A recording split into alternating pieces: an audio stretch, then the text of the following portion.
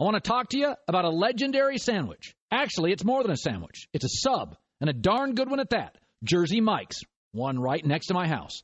Their giant subs just got even more legendary because now you can order from Jersey Mike's online like I do. And right now, when you order your sub online, Jersey Mike's will hook you up with a 10% off discount.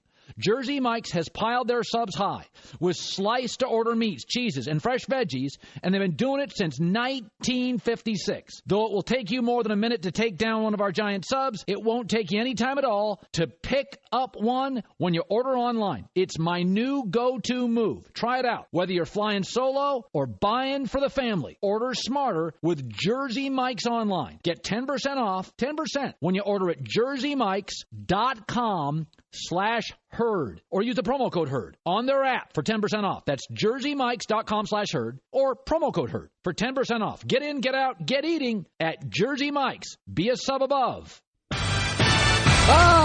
This is The Herd, wherever you may be and however you may be listening, live in Los Angeles, iHeartRadio, Fox Sports Radio, and FS1. Christine Leahy is back from her swanky European vacation. Must have been on, where do you get that tan? I'm going to sound really awful. This is from Antibes, this tan that I have. But I am currently full of every type of pastry and crepe you can find in France. Yeah, French men smoke cigarettes. And women. And make love with their socks on and eat brie cheese all day long. How do you know about the socks part? I don't. It's an interesting place. It's literally French fries with every meal. But I learned this in France. Ketchup is an American thing. Yeah.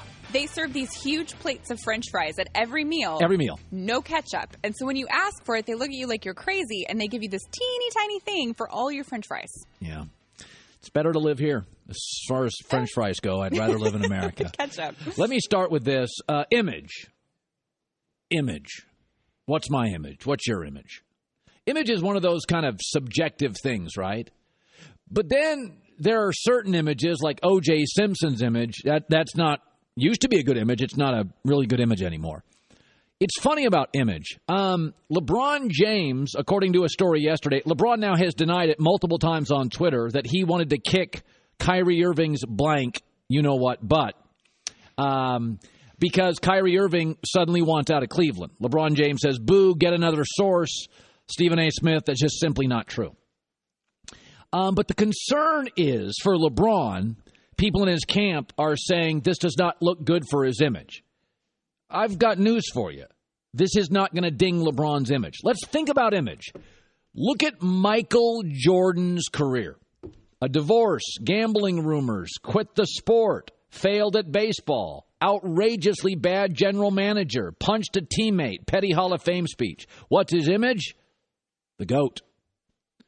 LeBron James has a much better image than MJ. The chosen one, the decision, titles in Miami and Cleveland, coming home, never in trouble, makes every teammate better. Where's the sinister quit the sport? Where's the horrible GM, divorce, petty Hall of Fame speech, failed massively at baseball? LeBron's got none of those. This idea that Kyrie wanting out of LeBron is going to hurt LeBron's image is laughable. You do realize that all the teams that Kyrie probably wants to go to have a point guard. Golden State, they don't need Kyrie. Washington's good. They don't need Kyrie. Oklahoma City's good. They don't need Kyrie. Houston's good. They don't need Kyrie. San Antonio's pretty good. They don't have anything to give Cleveland to get Kyrie. What about Boston? You think Cleveland's going to trade Kyrie to their rival, the Celtics? I don't think so. This is going to be years from now. This is going to be a 25-year-old who's been called immature before making a career-defining mistake decision. This will not be in LeBron's top 5 memorable moments. The chosen one, the titles, the decision, beating the Warriors, arguably greatest of all time. You do get that LeBron's resume is globally significant. Hell, yesterday he made $35 million on a pizza chain. LeBron's dealing with global imagery.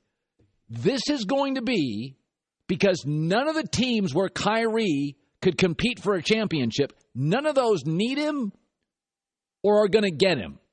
This is going to be a career-defining mistake by Kyrie Irving. It will have virtually no impact on LeBron James' image. So if LeBron is worried about that, partner, don't. You are playing at a different level. And when you are as great as Michael Jordan, and you are as great as LeBron, and when you're as great as Tom Brady, I mean, you do know about Tom Brady's skeevy trainer, right? You do know about Spygate and Deflategate, right? When you're playing at that level of excellence, it overwhelms everything else. Kyrie Irving, by leaving, this is going to be his defining moment. And in my opinion, it is a big mistake. Want to segue to football. We're going to go live to the Dallas Cowboys camp 2 or 3 different times today. This is not the greatest message. And as a parent, you're driving around right now or you're watching on TV. Some of you are parents. Some of you are younger and are not parents. Maybe some of you are older and are not parents. But you always worry, at least I do, about how things land for my kids. My kids know I'm a good person. My kids know I love them. My kids know I'm there for them. But kids are really good at remembering things. And when you're a parent, a lot of the things that you don't think are a big deal, that's what your kid remembers. And it's very funny as the owner of the Dallas Cowboys. A couple of things happened this week, and it's really interesting. I am going to read you the allegations or crimes. I'm not going to name the player for the Cowboys. I'm just going to name the crimes, things that have happened. Alleged domestic violence, bar fight, DUI, assault with a deadly weapon, stealing a Twinkie. Which one sounds like it's not a big deal? I'll read them slowly. Alleged domestic violence, bar fight, DUI, assault with a deadly weapon, stealing a Twinkie. The guy who stole a Twinkie was released. The others were not. What's the message there? His name is Lucky Whitehead, and he's an average player. Kind of a quirky, speedy little guy as a punt returner. Doesn't get much action, occasionally on reverses as a wide receiver. They don't really need him.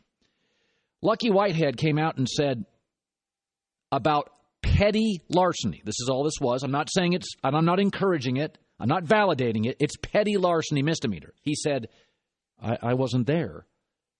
I wasn't in the state. Jerry Jones and nobody defended him.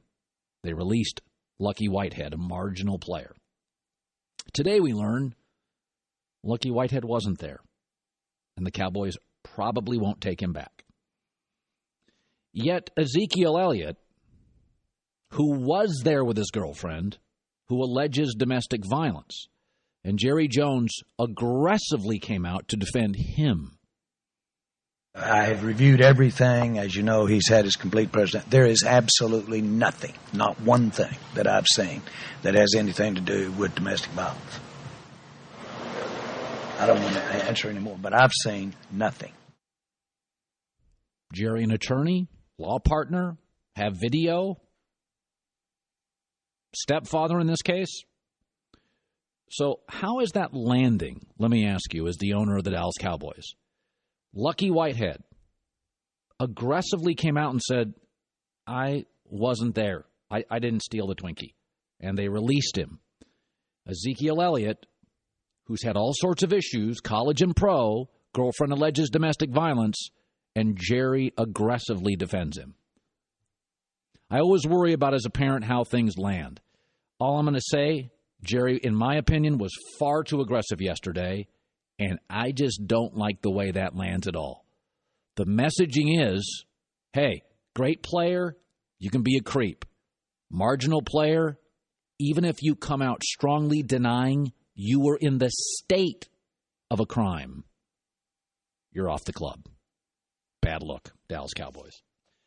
That said, we will go to Cowboys camp today for a variety of issues. They have a lot of things stirring. They do their camp every year in Oxnard, which is just up the road. If you're not familiar with California, we're in Los Angeles. They're up the road about 30, 40 minutes. I think they come here because it's cooler weather than what they would face in Dallas, although sometimes you can get up to Oxnard and Thousand Oaks, it's not that cool. Coming up, I like this guy a lot, who I'm about to talk about. But I think he's incredibly wrong. And for a smart guy, I can't believe how wrong he is. That's coming up next. By the way, those charges, according to the agent of Lucky Whitehead of the Cowboys, the warrant's been rescinded. The cops had the wrong guy. Cowboys have still released him, but aggressively the owner is defending Ezekiel Elliott. Okay. So, the date today, I just want to make sure you know this, is July 25th. July 25th is the date today. Here was Adam Silver, NBA commissioner, on Fox Sports Radio yesterday, not happy with the Kyrie Irving speculation and drama he's leaving LeBron in Cleveland. It's upsetting when you see superstar players who have coexisted, who've had so much success together, obviously 3 finals in a row, 1 championship, to hear that for whatever reason there's a sense that they can't continue to coexist. I mean, yeah, that's drama, but it's not necessarily the kind of drama that the league wants. Wrong. It's the perfect kind of drama. It's ego drama. There's no violence here. There's no abuse here. There's no collusion here. There's no danger here. There's no oppression here. This is Kardashian drama. This is all ego. It's spectacular for leagues. Ezekiel Elliott's issues are damaging, worrisome. Reports on CTE in football, damaging, concerning. This is just ego. What's the date today? July 25th. Do you know the day the NBA Finals ended? June 12th. It is July 25th. 6 weeks after the season, I'm still talking about the NBA, and so is every radio and TV simulcast that cares about getting ratings. April, May, June, July, 4 months, NBA. Hockey doesn't give you these storylines. Baseball doesn't give you these storylines. The PGA Tour and the tennis tour don't give you these storylines. If you're in the media and don't cover the NBA, that is a you problem. This is a gold mine. I mean, think about this. What is the lead story in college basketball when it starts in October? There isn't one. Will Grayson Allen of Duke trip anybody else? Probably your lead. The NBA's got the Lonzo Lakers story, the Westbrook-Paul George arranged marriage, LeBron's last year in Cleveland hype, CP3 to the Rockets, Celts with Gordon Hayward. I mean, it's story after story. Kyrie Irving, gonna leave, may not leave. LeBron wants to kick his butt, now denies it. I mean, listen, we are in the story business. The very best story you can get does not involve danger, collusion, violence, or abuse. It's just all ego. Adam Silver again on Fox Sports Radio. I love the interest. I'm not ecstatic about the drama. I mean, I feel bad for what's ever going on in Cleveland, and I have no firsthand information, but I assume where there's smoke, there's fire. Yes, there's all sorts of smoke and there's all sorts of fire. And take it from the Kardashians. Don't listen to these old, rigid sportscasters. We are in the omelet business, not the egg business. We need stuff delivered. Increasingly, people won't pay for journalism. We don't pay for foot soldiers. That's the way the world works now. My former employer just dumped college basketball, college football, dozens of reporters. You're seeing all sorts of companies get rid of reporters, go to video. That's what makes money now. So what we need is drama. And the NBA just gives you story after story. And there's no abuse here. This is a star making a tragic mistake with a massive ego in Kyrie Irving. I love it. So Mike Tyson was talking about Conor McGregor, who's going to get his butt kicked, fighting Floyd Mayweather, who is going to make a ton of money and never get hit. This was on Pardon My Take podcast. Here's Mike Tyson talking about the fight. he's going to get killed. Okay, if it's boxing, okay. I got mad because I thought they were going to use MMA rules against boxing, because that's what it's all about. Can the boxer beat the MMA guy? So McConnell put his dumb ass in a position where he's going to get knocked out, because this guy's been doing this all his life since he was a little baby. And so if McConnell can't kick or grab and stuff, he's not going to stand much of a chance. McGregor took the biggest sucker rules in the history of boxing. Completely agree. Would have said it differently, but completely agree. Conor McGregor's a sellout here, and yet he's the one doing the taunting. I may not like Mayweather, but here's what this fight potentially was, and here's what it is now. The interesting was negotiated out of it. Interesting would have been, okay, we use MMA gloves, but we fight in a boxing ring. Conor said, no, I just want the money. Interesting would have been, there's no holding, but I can kick once around. Conor McGregor said, no, I just want the money. This is Usain Bolt, Mayweather, against a decathlete, McGregor, in a 100-meter race. Usain Bolt / Mayweather is running the one race he has mastered. If you forced Usain Bolt / Mayweather to throw a javelin, to do a triple jump, to do the 1,600 meters, to do the high hurdles, that's interesting. But McGregor sold out. It was 100% a money grab. McGregor negotiated the interesting out of the fight. Any chance he had, using MMA gloves, maybe an octagon, a little holding, a half dozen kicks, he said no. Whatever soul and integrity McGregor had, he sold out for cash. And yet he's the one doing the trash talking. He's the fraud here. Remember when Dana White came on the show?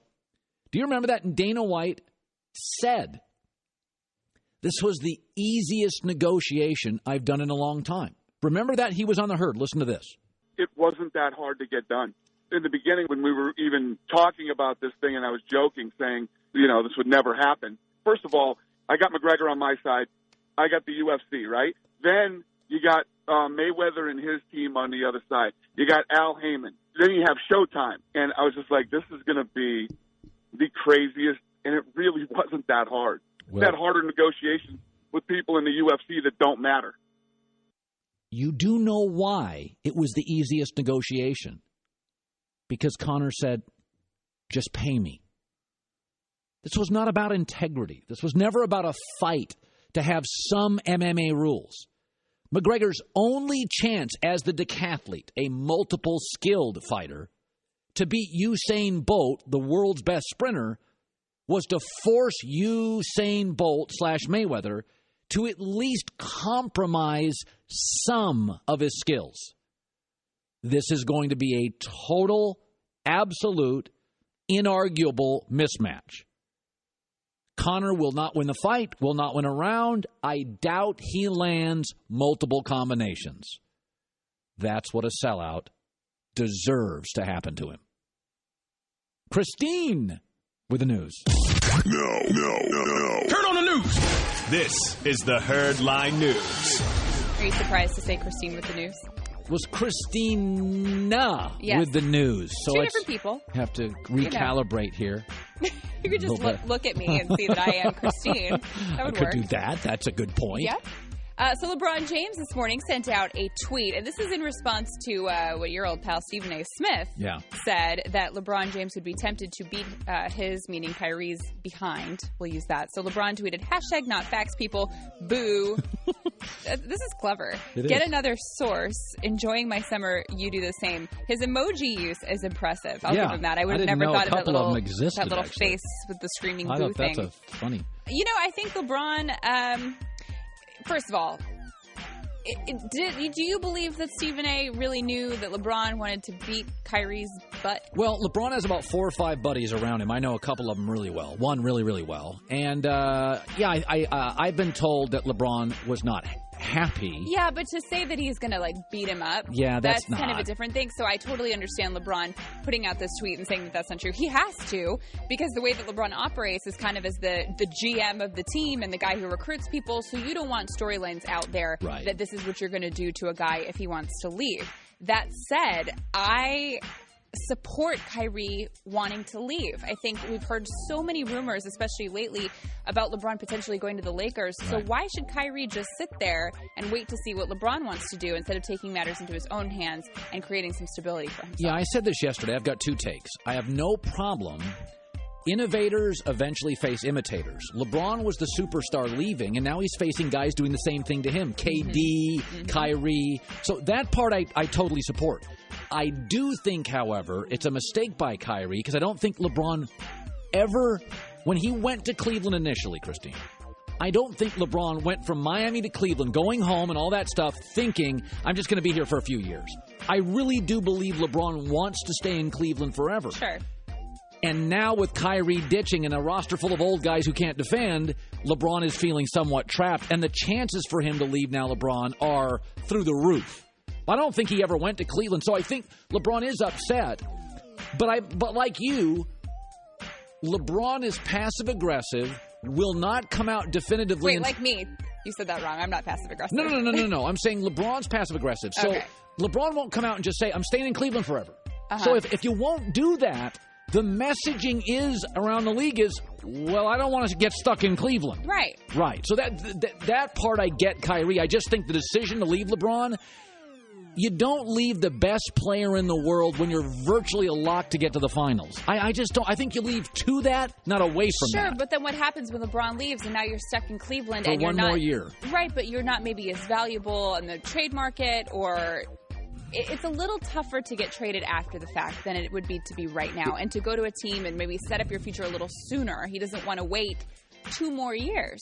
And he's probably, honestly, I've told you this before, is Kyrie hasn't always been thrilled with LeBron. I mean, last year it was great because they were winning, but before that, LeBron would often go out with the opponent's teams for dinner and not his own teammates, and that has to sit with Kyrie a little differently. And then to hear that LeBron is planning on leaving, of course Kyrie is going to try to say, all right, I need to do what's best for myself in this situation. All I know is Klay Thompson plays with 3 other stars, not a peep. Kyrie plays with 1 other star, and he shoots more shots a game than LeBron, never has to guard the best player because of LeBron. Best player never guards him, they guard LeBron. And is the number 2 guy, I'm not getting enough love. Klay Thompson is a great player, is the 4th out of 4, although he's better than Draymond, and on some nights better than Steph. And he just plays basketball, doesn't worry about his ego. Wait. First of all, this is the first peep that we've heard out of Kyrie, and I wouldn't even call it a peep because he hasn't said anything. It just leaked that he wanted the trade. Well, he's typically a very good team player, keeps his head down, does his work, doesn't say much. So for this to leak... Not much of a peep. It's more like a bomb. It is, but he didn't say it. It leaked. Well, leaked or not, it's true. So? I think he's making a big mistake. Agree to disagree on that one. So now Kyrie Irving is putting out, or his people are potentially putting out a list of where he would like to be traded. The Celtics aren't on that, but they did reportedly reach out to the Cavs to say that they would like to be kept in the loop on what's going on. They could use a guy like Kyrie Irving on the Celtics. And did you know this? Kyrie's dad played at Boston University, where I went to college. So he does have a little bit of a Boston connection. Well, hey, listen, Boston can absolutely give the most for Cleveland. There's no doubt here. I mean, Boston's the one team in the NBA that can say, we'll give you a really good point guard and a number 1 pick and 2 starters. I just don't know if Cleveland's going to say, we'll never beat you for 8 years now. Well, yeah, that's the thing. It does make sense with the assets that the Celtics have. Yes. But do the Cavs want to hand probably the only other really strong competitor in the East one of their best players? I'll make you a deal. You know how I hammer Boston? If they make a deal for Kyrie Irving, I'll never say a bad word about all your friends with the Celtics. Because that's a really, really great deal.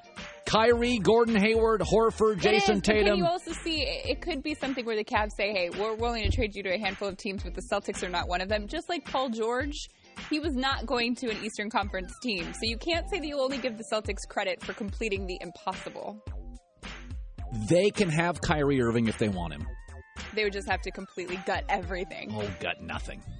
And finally, the Celtics did do this correctly. You still haven't given them credit for it, but they did get Gordon Hayward. And some people were saying that it was because of Brad Stevens, that he had coached him in college, so now he'll revisit him in the NBA. But Hayward is now downplaying his relationship with Stevens. The relationship between Brad and I has been completely overstated and overhyped from everybody. And I played for Brad for 2 years. Yeah.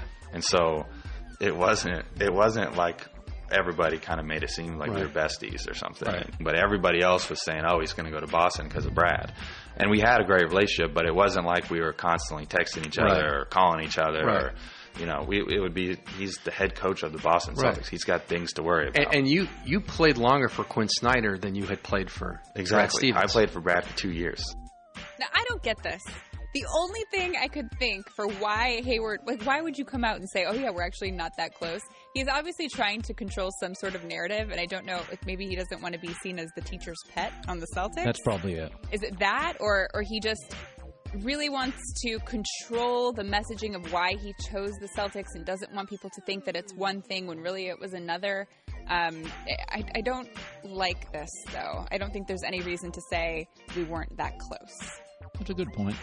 I didn't think about it. Quinn Snyder coached him longer than Brad Stevens. I didn't think about it in those terms. But come on. I think that was definitely a factor for him going to the Celtics. I'm sure Brad helped in the recruiting process. Like, maybe you don't want to be the teacher's pet, but at the same time, if you're close with the coach, sometimes that will help with the other players because they can go to you like, hey, what do we need to do for Brad? That sort of thing. Christine with the news. Well, that's the news. And thanks for stopping by. The Herd Lie News. Well, I have never seen in my years in the media a schedule like the Dallas Cowboys. Of their 16 regular season games this morning, I believe there are 12 that feel big enough to be a national TV game. Comparatively, the Patriots only have 4. So the Cowboys now come in as a target. Dak Prescott being mentioned as a Pro Bowl-level franchise guy. Last year, this was not the same camp. Let's go via the Cowherd Global Satellite Network from Cowboys camp. Longtime reporter Bob Sturm. He is at the Cowboys camp. He works for The Ticket in Dallas, which is the highest-rated sports radio show in America. And he works for the Dallas Morning News. Okay, Bob, let's start with this.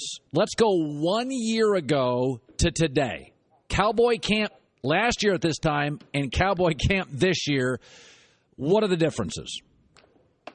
Well, it starts, I suppose, Colin, with the idea that 1 year ago, we were wondering if Dak Prescott was able to pass Jameel Showers to be the number 3 quarterback on this team as a late fourth round compensatory draft pick. Now, of course, he's the man.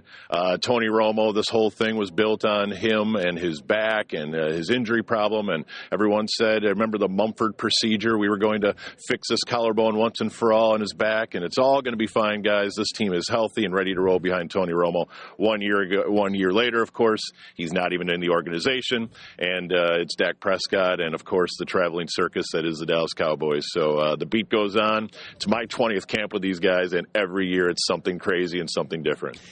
A lot of times, Bob, because of the popularity and just the overall gravitas of the Cowboys, that a local story, it feels differently locally, what you cover, and what I cover nationally. Ezekiel Elliott came out of Ohio State gifted, but there was a personality. He could be difficult. Is this Ezekiel Elliott story? It feels like, to me, here's a kid who may get suspended and miss a month, but how do you think it plays within the locker room and with his teammates? That's a great question. Usually best answered with the idea of on Sunday, is the guy everything that makes him worth the headache? And we went through this with Des Bryant. We went through this with T.O. We went through this with countless other guys who've come through this organization.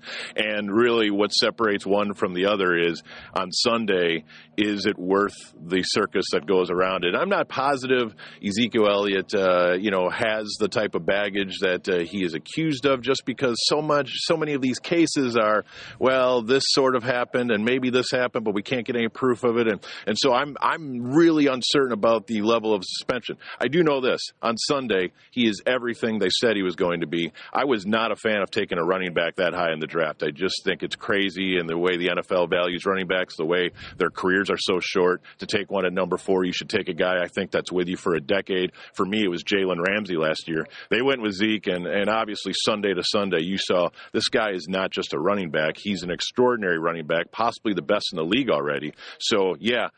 Along with him comes a certain amount of normal Cowboy superstar baggage, like, is this Ballers? Is this play? Whatever show we're watching here, whatever documentary this is going to be in the future. On Sunday, he is a superstar, and he makes this thing go. So I think they're still pretty pleased with where, his road has taken them to this point. It's interesting. I grew up with a Cowboys team that had a conservative coach, had a conservative owner, and Roger Staubach was the Christian quarterback. Since Jerry Jones has taken over, it's been about ego, there's some vanity, and it has been, in my opinion, a very loose franchise. Actually, the opposite of the Patriots, which tends to be more restricted, almost anti-star, the culture, the system, bigger than the player. When you look at the Cowboys and the way they're built, which is with stars and with ego and with fun and some peripheral stories, could I make the argument, they're talented, Bob, but I don't know if they have the buttoned-up ability to win a Super Bowl, to go through December and January undefeated. Or am I making too much of all these stories that are coming out with 3 and 4 and 5 different players having problems? Well, I don't think you're making too much of the idea when you talk about the big picture. I mean, the big picture is, like I said, this is my 20th trip around the block with these guys, and I've seen 2 playoff wins, both of them in the wild card round, and that's over the course of 2 decades. That's crazy for a team that gets this much pub, and they're number 1 on the Forbes list for the most valued franchise in the world of any sport. So from a big picture, your point is spot on that they should achieve more than they've achieved.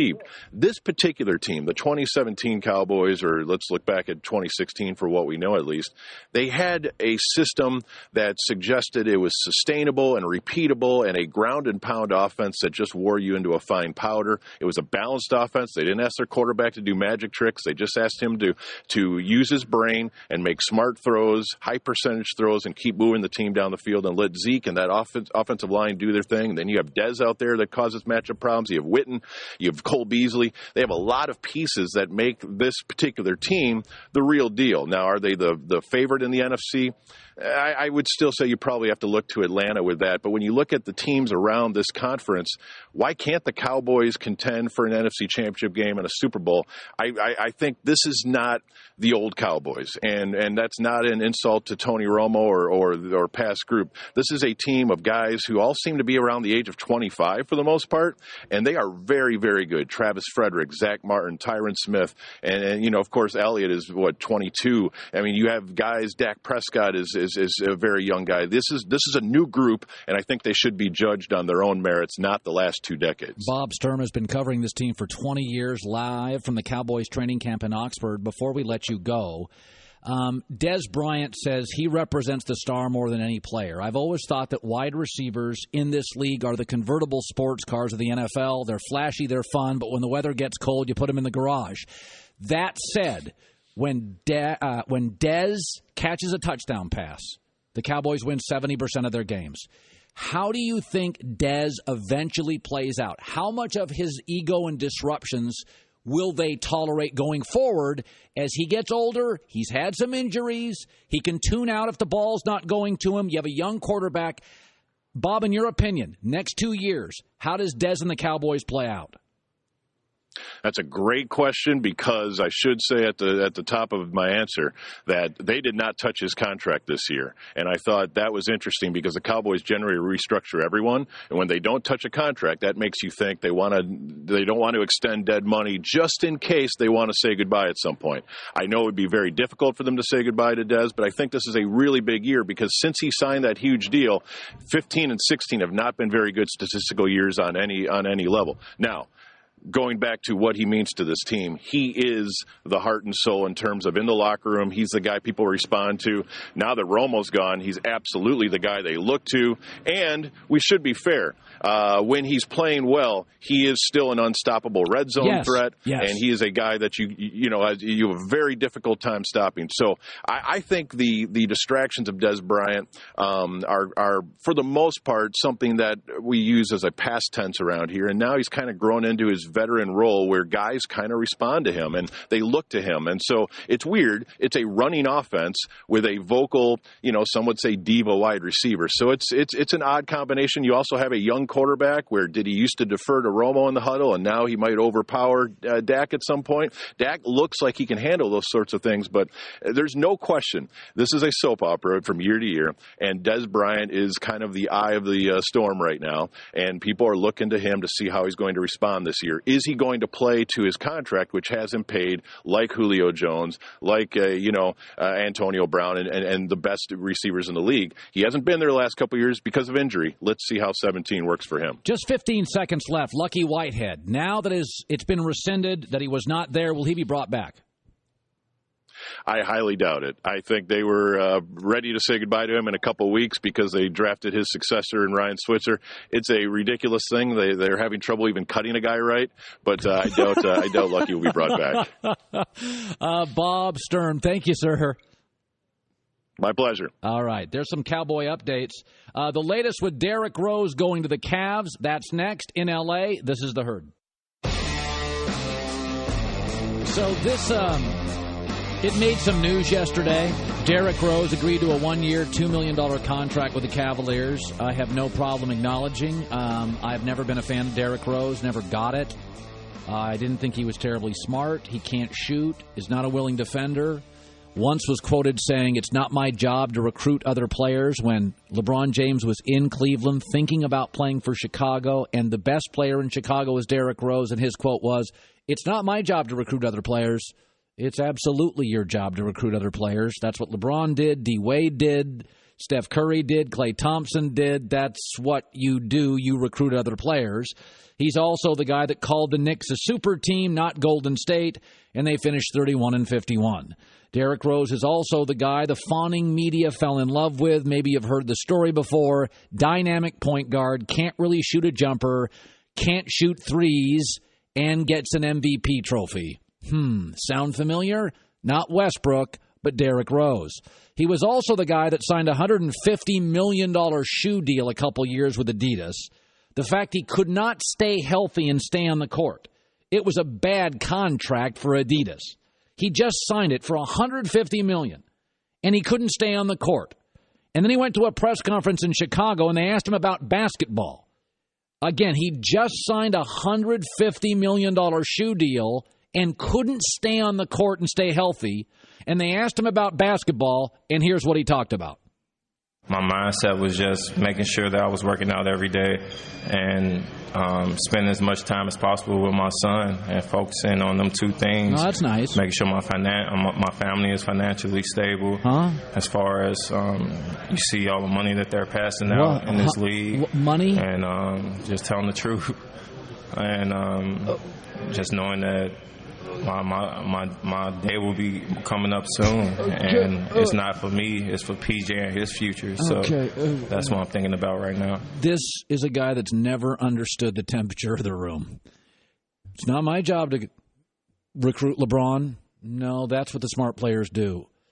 The Knicks, not the Warriors, are a super team. I just signed a $150 million shoe deal for really a blue-collar city, Chicago, but this camp I'm worried about getting my money. By the way, he could have chose the Lakers or Cleveland, and he blew this one too. He'd actually play for the Lakers. He could actually potentially be their first or second leading scorer. He could actually have influence on the Lakers. He really could. He wouldn't stay forever, but on a young team, he could have been a go-to guy on an emerging young team. Or he can go to the quickly evaporating, wildly dysfunctional Cavaliers, where LeBron likes the ball, so does D. Rose. LeBron likes shooters, D. Rose can't shoot a three. And where if Kyrie Irving isn't traded, he'll just rot on the bench and play garbage minutes. Once again, Derrick Rose and the NBA fanboys fell in love with him. I never did. He just doesn't understand the temperature of the room. And even yesterday, another opportunity to make a smart decision. And as a Laker fan here, people out in L.A., better off without him. But it would have been the better choice for Derrick Rose. A young, promising team, he would have had influence, or rotting on the bench playing garbage minutes for the Cleveland Cavaliers. And LeBron will not be there, potentially, in 1 year. I was talking about the Dallas Cowboys, and we're just going to, throughout the course of the next 2 weeks, when we have opportunities to go live at the Cowboys camp, we will. I said this a few minutes ago. The Cowboys' schedule, I've never seen anything like it in my life. Of their 16 games, 12 of them would qualify as what you would believe to be national TV games. The Giants at Denver, at Arizona, Green Bay at Washington, at Atlanta, Philadelphia, Washington at the Giants, at the Raiders, Seattle, and Philadelphia. 12 of their 16 games would qualify as national TV games. Now, think about the best organization in the NFL, New England, Tom Brady, Bill Belichick. I looked at their schedule. Only 4 feel like national TV games. Rematch in the Super Bowl, Atlanta, at Denver, at Oakland, at Pittsburgh. Outside of that, Jets, Bills, Dolphins, Saints, Kansas City, Carolina, Tampa. This is going to be, whether it's a good season or it's a bad season for the Dallas Cowboys, I do not ever remember a season where virtually 8 out of 9 weeks for the Dallas Cowboys feel like the biggest game of the week in the NFL. Not just because of their brand, but because of their talent and who they're facing. It is going to be a really fun ride. Hour 1, Hour 2 next. We'll go to Oxnard, California again. It's The Herd. This is The Herd. Wherever you may be and however you may be listening, live in Los Angeles, iHeartRadio, Fox Sports Radio, FS1. Christine Leahy is joining me. Back from her high-end, high-retail European... Well, there was some retail involved. Let me just say, but that's because you don't have to pay taxes on stuff you buy in Europe. So you fly over there just to shop and eat French fries. That wasn't necessarily my objective, but while I was there. So I want to say this before I get to my guest, my friend Jason Whitlock, that no matter how successful somebody is, there's always luck. Now, nobody's going to be successful solely on luck. I mean, you can win the Powerball, but that's just financially, that's just a financial windfall. It doesn't mean you're successful. It just means you had a bunch of money fall on your head.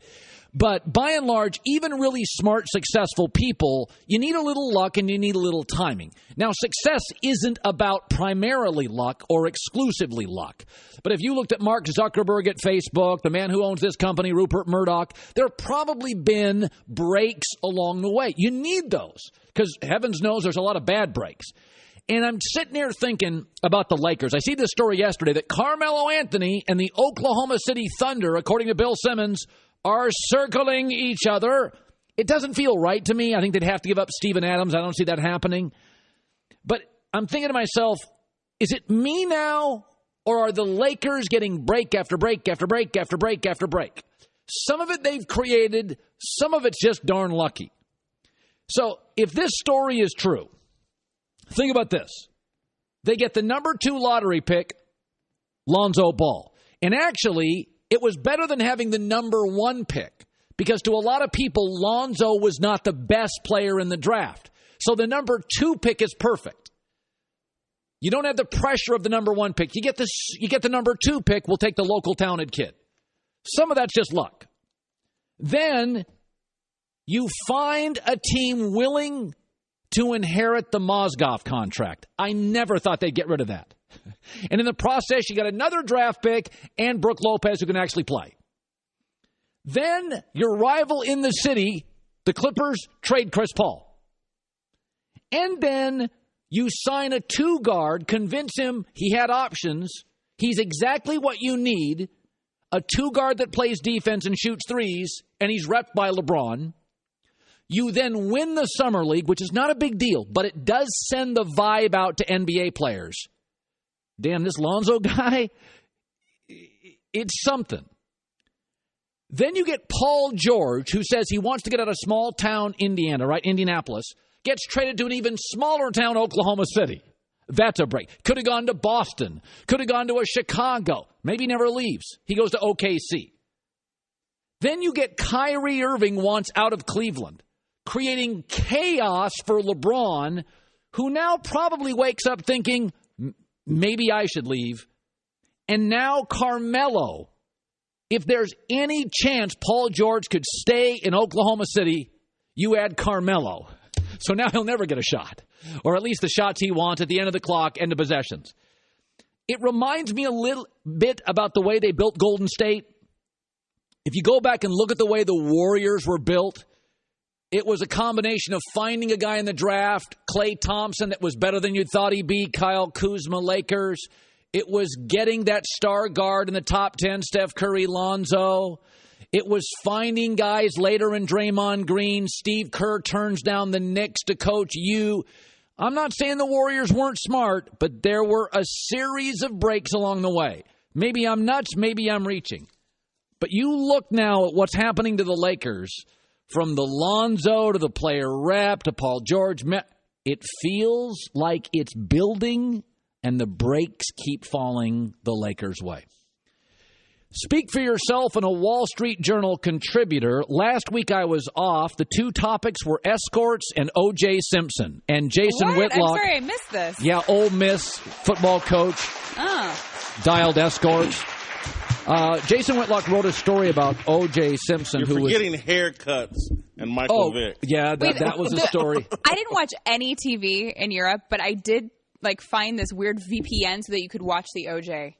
decision. It was. Let me ask you. You wrote an article in the Wall Street Journal, and I texted you yesterday. I thought it was really interesting. In my America, and I'll just drop this along racial lines. To me, I look at O.J. as good-looking superstar football player who did a horrible thing, and it's just as simple as that. I don't view him any other way. He was kind of good-looking, star player, hurts. And then he did just an awful thing, which I think a lot of people are capable of terrible, terrible decisions. And now he goes to prison, it's over. In black America, you believe he's viewed differently. Yeah, I think that before the murder accusations, O.J. was this great example of integration and assimilation. And I thought the mainstream media, the black media, all portrayed O.J. as a hero and a guy that rose from poverty and was the shining example of the American dream. Once he committed those murders, he then became a major statement about black people and black men.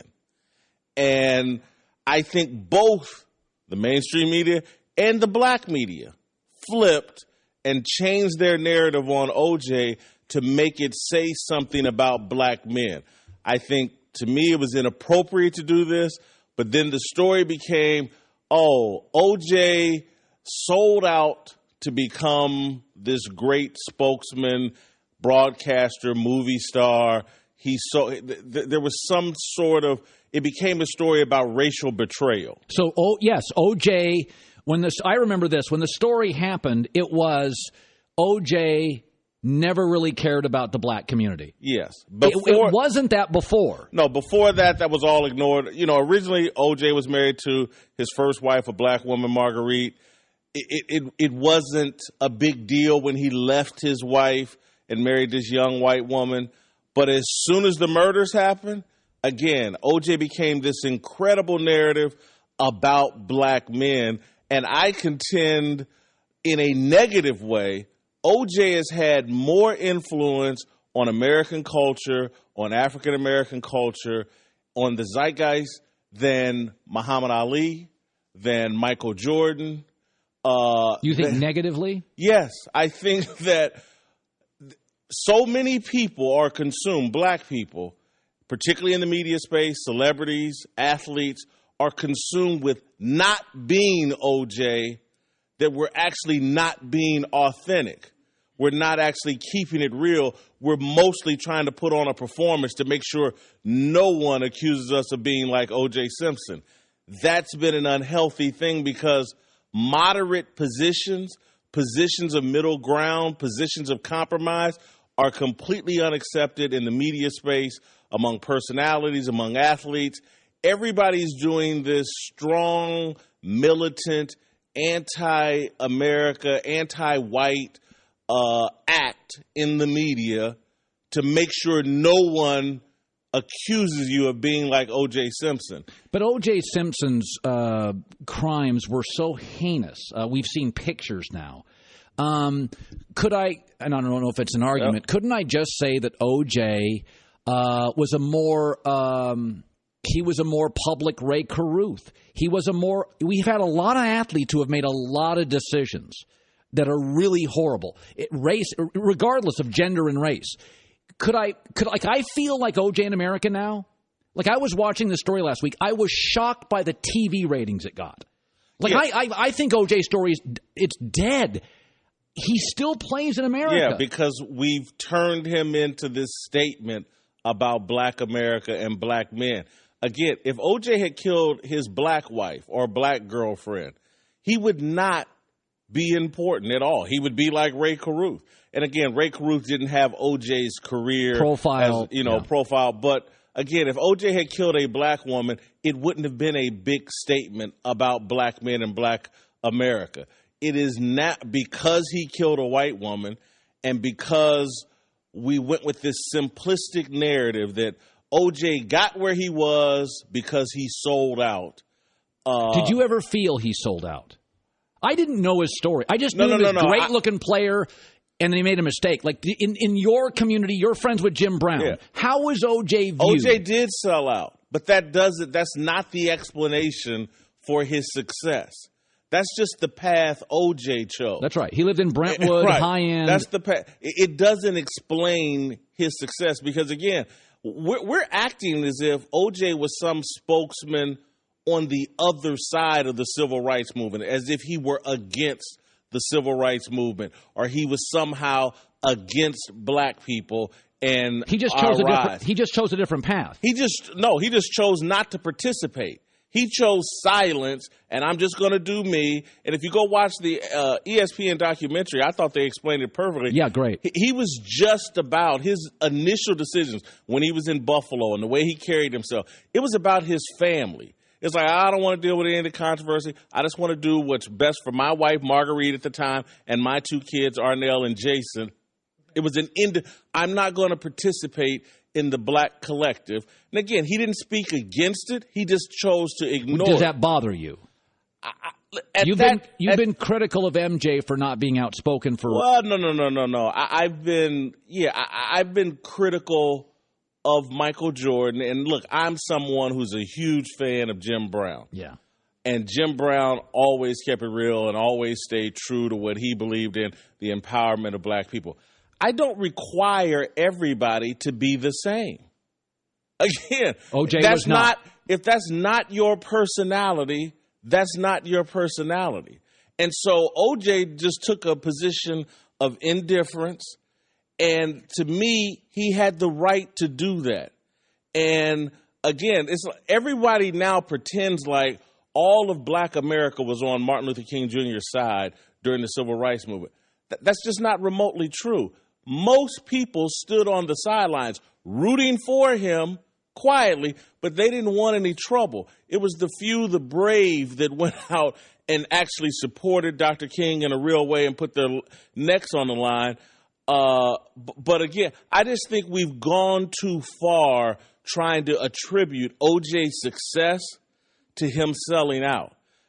I think that's a bad message. OJ was charismatic and good looking, had a great NFL career. That's why he was in some bad movies. That's why he was a broadcaster who mostly failed. Yeah. OJ got to be a spokesman for Hertz because he was transcendent. And so if we want to attribute that to the fact that his position on civil rights was indifferent, I get it. But to attribute all of his success and all of his wealth to that is a mischaracterization and unfair. How will he be accepted in America? Because I contend, I see OJ differently. I see OJ as coming back into society And people are repulsed, regardless of race or gender. They are repulsed. They believe a man murdered people and got off. And I don't think he'll be accepted in any circle, social class. I don't think he'll be accepted. Look, he's reviled in the dominant culture, and he's a reviled martyr in the black culture. Black people have an affinity to O.J. in the respect that he's a symbol of us pushing back against the criminal justice system. Our affinity was mostly attached to Johnny Cochran. Right. It was never about O.J. Simpson. Yeah, I agree with that. But he is a symbol of that, and we tend to fall if someone symbolizes pushing back against the criminal justice system. We'll forgive and overlook anything. I don't think you'll forgive O.J. No. Again, he's a reviled martyr. There's a duality to how we feel about O.J. Simpson. We don't like him. We think he sold out. But we also, again, we like the fact that he represents pushing back against the criminal justice system. But again, the point of my Wall Street Journal column and the message I'm trying to push is that too many people in the media, particularly blacks and the black celebrities and athletes, we're too consumed with not being O.J. Simpson. And so it's like having a bad dad and thinking, I'm going to learn how to be a dad by being the opposite of my bad dad. It's an ineffective route. You will make mistakes. You need a good example to model yourself after rather than a bad example. And O.J.'s has an enormous influence on black celebrities, black personalities, black media. See, I never knew that. Yeah. I literally am blind to that. Because of the fear. And so, again, you will see people, to me, who are living the same life as O.J. Simpson, the exact same, or something real similar. And they will get on TV or write in the newspaper as if they're little Malcolm X. And it's a smokescreen to cover up the fact that they're really no different than O.J. Simpson. They're really not living any differently than O.J. Simpson. And it has perverted the conversation around race where you can't have an honest, authentic, healthy conversation about race because too many people are posturing and saying things that they never say privately. The conversation we as black people have privately is completely divorced from the conversation you see on television. And the biggest example of that, I'm just telling you privately, we as black people, we're not sitting around going, oh my God, the police are out to kill us. We're sitting around, particularly in our black communities, worried about the gangs and the people in our own community who may kill us because the numbers and the funerals that we attend and the shootings that happen, we know where that's coming from. But we get on TV and act as if cops are doing drive-by shootings. And I'm not dismissing the tragedies that have happened. Yeah. But cops aren't doing drive-by shootings and terrorizing neighborhoods in the way that we are pretending on television. Jason Whitlock, we're in Los Angeles. We go to Cowboy Camp. Greg Jennings around the corner. Brady Quinn, Big Ten Media Days. And somebody will show up at Cowboys Camp in an hour and a half. It's the Herd. I mean, seriously, I talk for a living. It's a problem, Ward. We all have. You know what? The only time I struggle when these stupid salespeople we have another one. Stupid salespeople. Listen to this one. Here's another one they use for workforce. Healthier alternative. Say healthier alternative. Healthier alternative. It's hard. Healthier alternative. No, it's hard. That's I like get it. Salespeople. I make all of you drive Mercedes because of this show and the rates we get. So do me a favor, like reread and rewrite your spots. So read aloud. Do the burglary thing again. Burglary. It sounds like you're trying to learn a new language. Burglary. That's like, you can just simplify this stuff. I'm going 100 miles. I'm talking OJ. I got the Cowboy Camp. I got a lot of stuff. Yeah. Well, I think it's like if you were to just be reading it on paper and not saying it out loud, they think it sounds good. But when you have to have the words come out of your mouth. I got to tell you something. This whole Kyrie Irving, LeBron James thing, I think it's so good. I can't believe Adam Silver says, I don't like this kind of drama. It is July 25th, and the NBA season ended June 12th. And for the record, my podcast, digital and TV numbers have been higher in May and June than last year's NFL season. Are you kidding me? Now, some of that's just the growth of our show and the growth of FS1. What does it tell you? All ratings is consumption data. You're interested. One of my rivals talks a lot of hockey. His numbers are down 65% in L.A. year to year. Don't talk hockey. If you're not talking NBA, Kyrie, LeBron, Paul George, Westbrook, Harden, Chris Paul, you're nuts. We're in the storytelling business. Kyrie and LeBron. Do we have that bite from Adam Silver, the NBA commissioner? Yesterday he's on Fox Sports Radio saying, I don't like. This isn't about violence or danger or collusion. It's just human ego and drama. It's upsetting when you see superstar players who have coexisted, who've had so much success together, obviously 3 finals in a row, one championship, to hear that for whatever reason there's a sense that they can't continue to coexist. I mean, yeah, that's drama, but it's not necessarily the kind of drama that the league wants. It's the exact kind of drama the league wants. What you don't want is danger and violence and collusion and tampering. You want stars fighting, ego and vanity. That's unbelievable. We have a society now that's fractured and fragmented and caffeinated, and there's a million different things. Brings us all together. We can root for LeBron and against Kyrie, or for Kyrie and against LeBron. This is the exact kind of drama you want. Ego, alpha drama is good drama. Christine with the news. No. Turn on the news. This is the Herd Line News. Stephen Jones was talking about Dak Prescott and expectations this year, if they'll be higher, which of course they will, because last year there were essentially no expectations for Dak, and he exceeded that. Right. So here he is now on what he expects for this next year. He knows that he's got to improve. He studied the tape. He knows he's got to get better. The great quarterbacks in our game get better every year. Yeah. And Tony will tell you it's not even close where he was last year. Year before last, when he was having great years, compared to where he was when he first came in the game. And he was driven to be a great football player, and there's not a question in my mind that Dak is just so driven to be the very best. Are they hyping him up too much, though? Well, here's what's interesting. Cam Newton came into the league as like this superstar. Mm-hmm. What happens if third-round Russell Wilson and fourth-round Dak Prescott actually become much better quarterbacks than Cam Newton? Cam Newton came in as one of the great college stars of my life, like Vince Young, Cam Newton. Cam comes in, and it is just the world opens for Cam. Russell Wilson's better. What if a fourth-rounder from his same conference is better?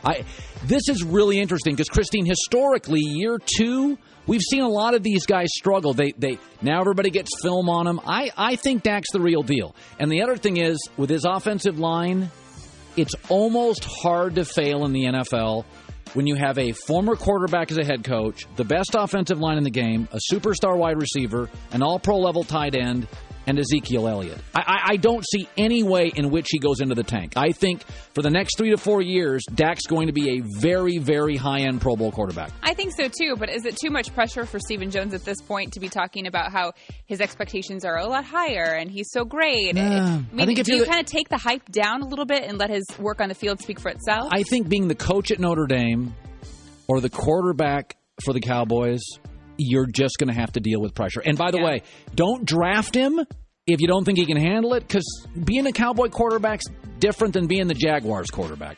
Just is. Damian Lillard is now weighing in on the Kyrie Irving situation and reportedly wanting to be traded away from the Cavs. And here's Lillard saying it doesn't make sense to him.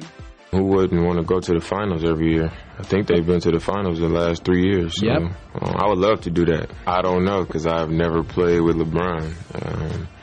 But just watching from the outside, you see how easy he makes the game for everybody else. I'm not sure what it's like playing with LeBron, the person, but the player. I don't see why anybody wouldn't want to play with him. Thank you. Whoa, hold on. Thank you. Love Damian Lillard, but like he just said, he's never been to the finals, so he can't relate to the situation that Kyrie is in. By the way, over the next 5 years, in the last 3, almost nobody's going to the finals except the same 12 guys. Right. So that's why, of course, Damian Lillard is going to say this, that he couldn't understand why Kyrie wouldn't want to be there. But he's not looking at it from the other perspective. Kyrie has been there. He has won a championship. Now he sees that maybe the cornerstone to that franchise is going to leave. So he needs to set himself up for success. You ever seen a divorce and a guy leaves a smart, beautiful woman? Yes. And he has an affair with somebody and you're like, yeah, but your wife's beautiful and smart. Yeah. And insecurity. You think it's Kyrie's not an insecure guy. He's not. He's really not. I'm sorry, but Damian Lillard... I see your analogy, and that does make a lot of sense, and it does happen a lot. Damian Lillard is speaking for 99% of the guys in the league are like, okay, I'll go play with LeBron. I'll go to the finals. Kyrie's like, Kyrie shoots more shots per game than LeBron, never has to guard the best player. Okay, but what about if that woman, the guy knew that there was a 80% chance that she was going to leave him anyways? Oh, come on. I mean, you got to add that to the analogy to make it make sense. And finally, excuse me, Richard Jefferson, Kyrie's own teammate, is coming to Kyrie's defense on the trade request.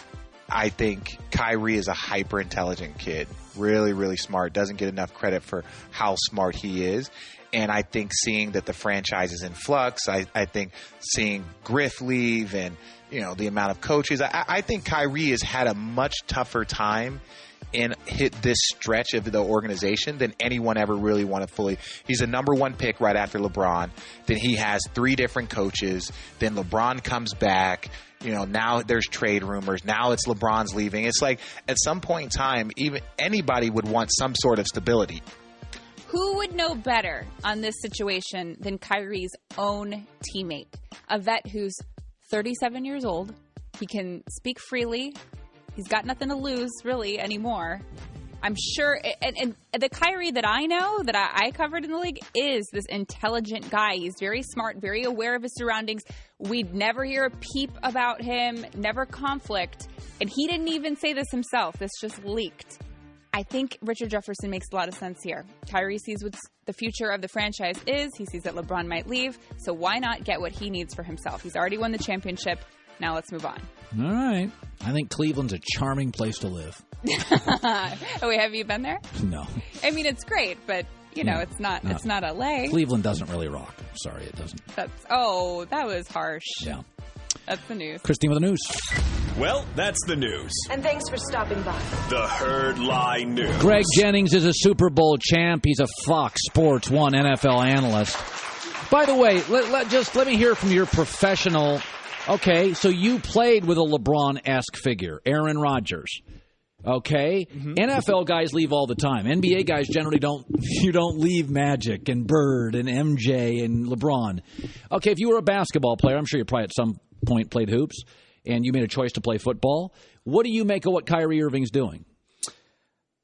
Again, from a fan's perspective. You're not a fan. You're a pro. I'm a pro. You're an athlete. I'm a fan of the game, and I am an athlete. I get it. I don't understand it because I'm not in it. So what Damian Lillard said is there's a lot of truth to that. He hasn't played with LeBron, or he doesn't know LeBron, the teammate. Aaron Rodgers could be a diva. You're not walking out the door. You're not walking out the door on Aaron Rodgers, are you? But understand where Kyrie's at.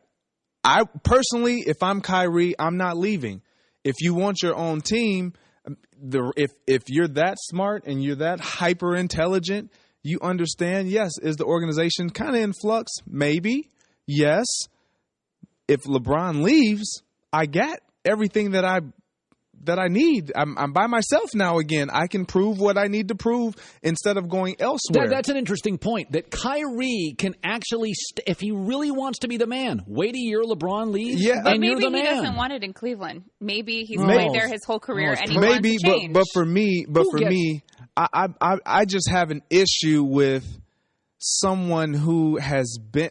It's almost and there's no guarantees in sports. None. It's almost a guaranteed lock that they will continue to advance to the Eastern Conference Finals and further to the NBA Finals every single year. No, for one more year, because right now in Kyrie's mind, he thinks that LeBron is leaving to go to the Lakers. But that's one more year. That's one more year that he has an opportunity to do it. Yeah. You leave, you go to the Knicks, you go to the T-Wolves, you go to the Spurs.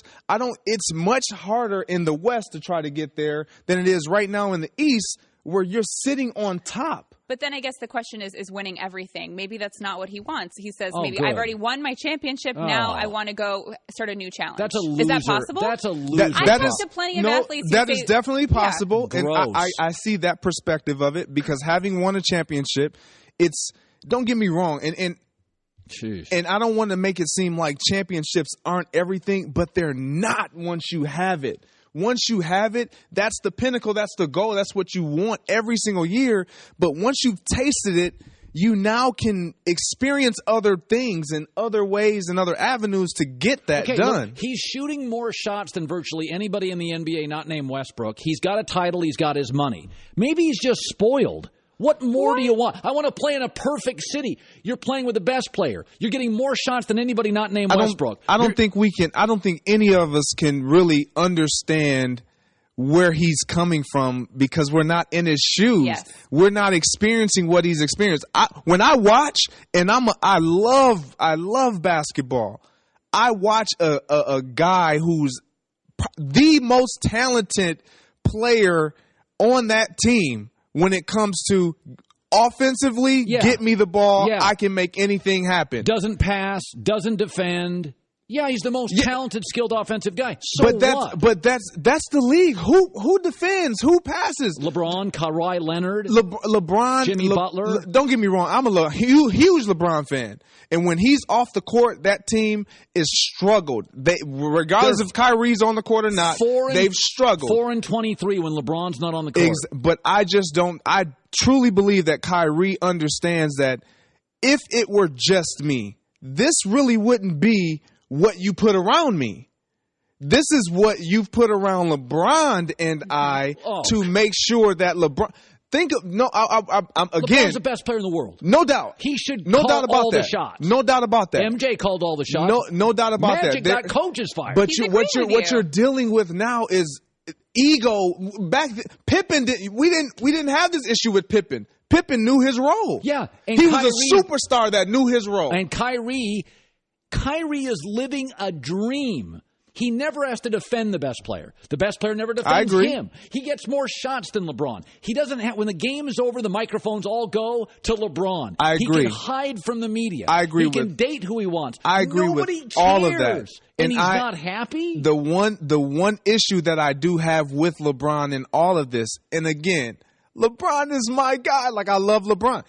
But I feel as though he could have gone to Kyrie and said, you know what? This is your team. What does he lose by saying, you know what? This is Kyrie's. It's not his team. But he can say that. Oh, so he can lie to him. No, I'm not saying lie to him. You're saying that he takes the most shots in the clutch. Are you giving the ball to LeBron or are you giving it to Kyrie? Be honest. I like LeBron with the ball late. No, you don't. So you can tell Aaron Rodgers needed to go to Greg Jennings. Listen, Greg, this is your team.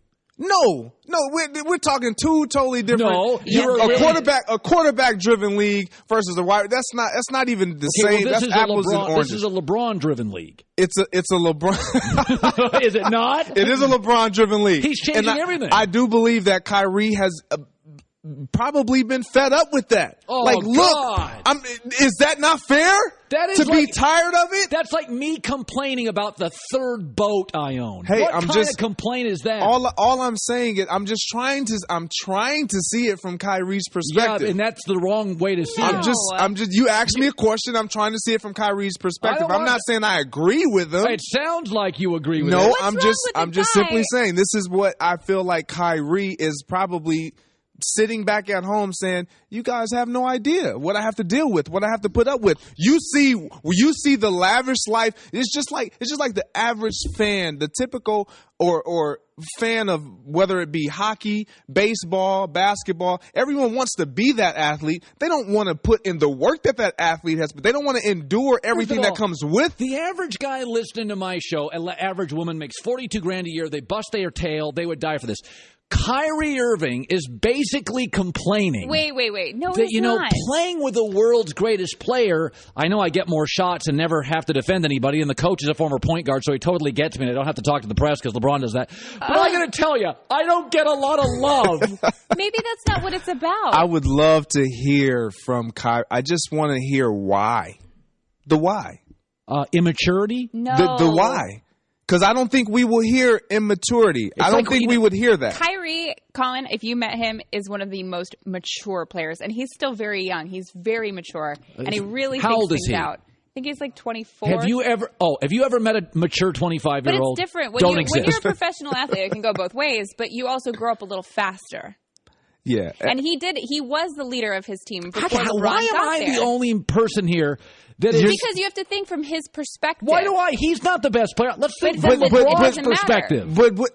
Okay, now if you ask me from LeBron's perspective, now I'll give you a different take. And by the way, this will be the right take. Go ahead.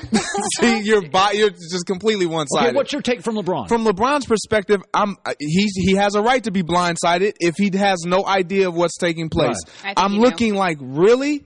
After everything that we've accomplished, basically, I came back here not just because of the Cleveland fans and this is home, but because I saw you here and I wanted to play with you, and now you want to leave me? Wait, you're assuming that Kyrie and LeBron had a good relationship. No, I'm just saying there's a lot of assumptions taking place. I know. I see what you're saying. By the way, here's Kyrie Irving's stats with and without LeBron. He's not better at. It's not everything. So the money's not. So LeBron's You're the one who always says the stats aren't everything. By the way, so you're getting you are that. That is you do say that. All right. You do say so LeBron's giving him titles, finals, stats, freedom of media. Doesn't have to play defense. See, I just Kyrie wants a happy, happy. I don't think happiness. Oh God, happy. You got to understand a guy who's as competitive as a Kyrie Irving. I watched this guy. He has some YouTube posts where he's in a gym, an athletic gym, doing the same things to just everyday Joes that he's doing to guys in the pros right now. LeBron does that too. Ultra competitive. My point in saying this, it's not about the stats. It's not about any of that. It's not about... What's it about? It's about him wanting a little bit more recognition and probably feeling like he deserves more recognition. He's the third most talked about basketball player on the planet. Look, when you look at Cleveland and when you hear... And again, I say all of this and I'm a LeBron fan. You don't sound... You're like Broussard. Broussard comes on the show twice a week. I'm a big LeBron fan and bashes him for 10 minutes. I'm not defending either guys.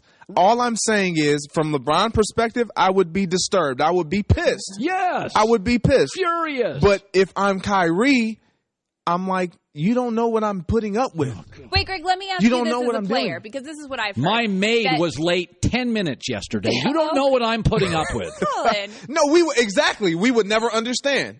That's my point. We would never understand. There's a dog walking on my private beach right now. It is ruining my Starbucks latte. Maybe that's very upsetting to you. We don't know. This We're not the judge. Gross. Wait, Greg, let me ask you this, though, okay? Because what I've heard is that before they won their championship, that whenever they would go on the road, LeBron would go out to dinner sometimes with the opposing teammates, right? And not with Kyrie and his own team. God. And Kyrie didn't like that. How would that feel to you? For example, when they came to play the Clippers, LeBron would be out with Chris Paul and never hanging out with Kyrie. Personally, I mean, I wouldn't care about that. Yeah. I personally wouldn't care about that. Because you're a grown-up. But I wouldn't care about that for the simple fact that, I mean, in today's NBA... You hang out with your buds. Off the field, I mean, we see a Draymond Green and a LeBron go head-to-head every finals as if they dislike each other, as though there's no rapport there. Off the field, you can't separate the two. Okay, we got to go. It's amazing. This was good. Stop it. I don't need your football stuff. Just your NBA insider. There we go. You know, it's the Herd. It's funny. I hear a lot of fans will say, I can't watch the NBA. Golden State's going to win it again. Well, if you live in the South, you don't think Alabama's going to win the SEC? Like, I was looking over this weekend as we'll have Brady Quinn. He was at the Big Ten Media Days top of next hour. We'll go back to Cowboys camp, talk some football here for a couple minutes before we go to the top of the hour. When the people complain that we always know who's going to win the games, you went and watched the movie Titanic and you knew the ending. I mean, we all knew the ending to Titanic. You still went and watched the movie. But you didn't know that Jack dies. I watched Apollo with Tom Hanks. I know the ending. The ship? Okay. You always know the ending to movies. This idea that if I know the ending, I don't like it. Alabama, the last, I think it's like 27 games they've played in the SEC, they've won 25. The only team that beat them cheated, Ole Miss. Alabama's going to go undefeated or lose one game. You're still going to watch the games. This idea that I'm not going to watch, like I know New England is going to win their division. And I know New England is an odds-on favorite to win the AFC this year. I don't necessarily think they'll win the Super Bowl, but I think But I think they'll probably win the AFC. I'm not going to watch any less football. I think we make too much of this. Well, I know who's going to win. I'm not going to watch. Tiger Woods, I knew was going to win virtually every tournament he was in for 10 years. I never watched more. I would argue we want to watch greatness and excellence and dominance. I only watch women's basketball when UConn's on, knowing they have almost no chance to lose the game. So maybe it's like even if you know the end of the story, like the Titanic is going to go down, you don't know the details about what else happens, so you want to see how it's done. It's how it's done. I never go to I very rarely go to a movie or a restaurant without seeing reviews. Like when I go to a movie, I go to Rotten Tomatoes. If it's not over 85, I'm not going to the movie. When I go to a restaurant, I always have, you've told me it, like you just told me this morning about a vegan restaurant my wife would like. I'll never just stumble into a restaurant. Right. Recommendations. I'll always go on a recommendation. So I know it's going to be good. Like I don't like the idea of like guessing and surprise parties. We know that. I'm not a surprise guy. I like answers. I like watching excellent football. So I'm going to watch Penn State play. Like this year, I think the Big Ten's the best conference. That has not always been the case.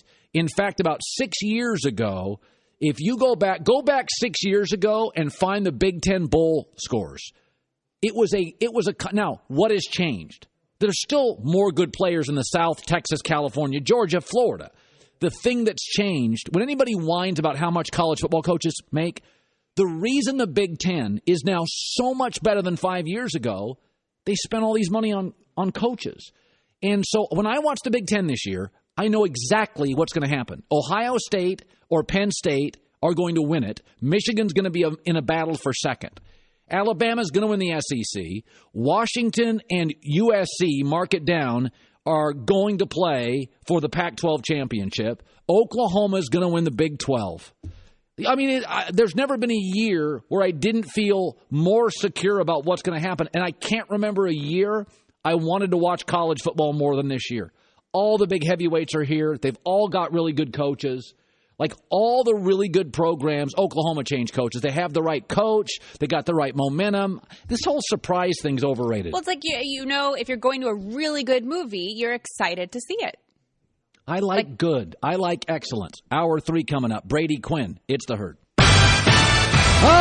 This is The Herd. Wherever you may be and however you may be listening, live in Los Angeles, iHeartRadio, Fox Sports Radio, and FS1. We'll go to the Big Ten Media Days here. Big Ten is being featured and called this year the best conference in college football, and I do agree, not just because we at Fox Sports 1 now have secured the rights to the lead position of the conference. I think they spent money on really good coaches. And college football, there's this narrative out there, the kids aren't being paid. I can't believe what you're paying the coaches. Professional sports is not about coaching.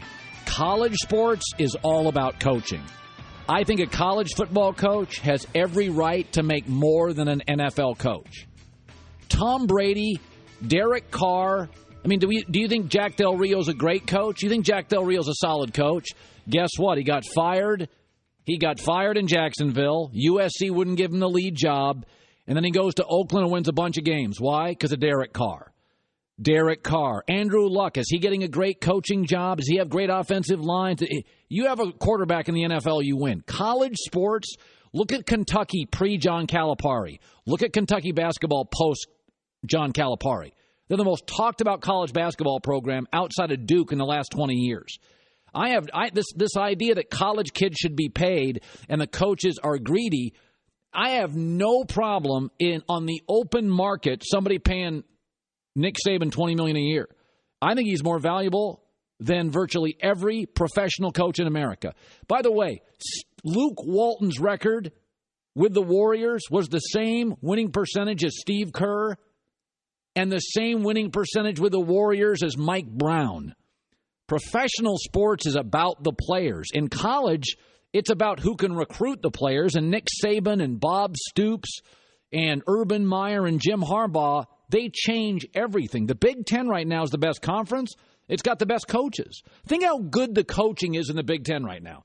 If Alabama's Nick Saban retired, Harbaugh would get an interview at Alabama, Urban Meyer would get an interview, James Franklin would get an interview. Minimum 3 guys. If Urban Meyer retired from Ohio State, who would they interview? They wouldn't interview Nick Saban because he's 65. Who would they interview from the SEC? They wouldn't interview anybody. Kevin Sumlin, he's about ready to get run out. Jim McElwain at Florida, my buddy, good, but hasn't proven anything yet. I mean, that's the difference right now. College sports, you pay the coach whatever. Don't listen to the media. Don't listen to the narrative that coaches are overpaid. You look around college football as we get ready for this season, the Big Ten was on the precipice of irrelevancy 5 years ago. They were going to Rose Bowls and getting blown out at half. They were not competitive. They were being humiliated in major games.